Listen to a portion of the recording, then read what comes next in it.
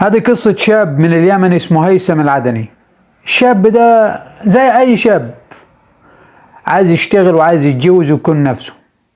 طبعا خاله يعرف واحد اسمه محمد من دولة خليجية ما، فقرر ان هيثم يروح يشتغل مع صاحب خاله وكلموه له وقال له خلاص تمام بيشتغل معايا. ذهب هيثم. طبعا الشغل كان في منطقة اسمها الغيطة في اليمن، واشتغل مع الرجال ده المدة. المهم محمد ده من دولة خليجية قال له ايش رأيك اخذك معاه زيارة لعندنا لدولته؟ قال له خلاص تمام ما فيش مشكلة. ذهب معاه الى دولته، وفي يوم من الايام هيثم تعب شديد، وداه المستشفى والكلام ده كله ده. المهم بعديها قرر ان هو يرجع اليمن، قال له انا برجع اليمن. رجع اليمن بعديها طلب من محمد ده، قال له انا ابي ارجع عدن عشان اتزوج والكلام ده. قال له تمام وابيك تساعدني يعني في فلوس وكده.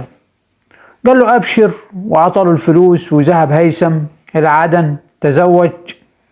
وبعد شوية رجع لمحمد اللي هو في الغيطة اللي هو شغال معاه، قال له ممكن انا عايز اجيب زوجتي هنا؟ قال له تمام ما فيش مشكلة، بس تأجر لك شقة وتجيب زوجتك عادي ما في مشكلة. المهم قال له خلاص انا بستأجر شقة 3 غرف، انت غرفة انت وزوجتك، وغرفة لاختك، وغرفة ليا.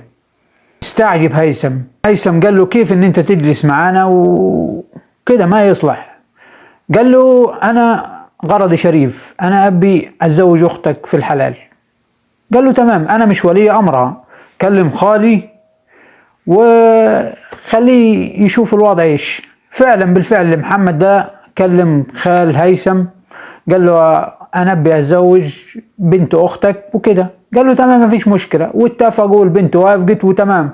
المهم طبعا جه دور ان هو يعني لازم ان هم يوافقوا من دولته، ان هو من وزارة الخارجية ان هو هيعقد عقد زواج على وعدة اجنبية.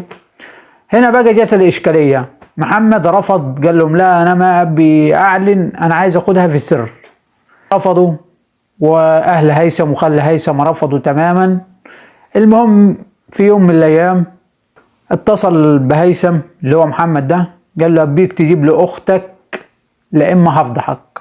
قال له كيف تفضحني ومش كيف؟ قال له عندي ليك صور وفيديوهات فضيحة يعني.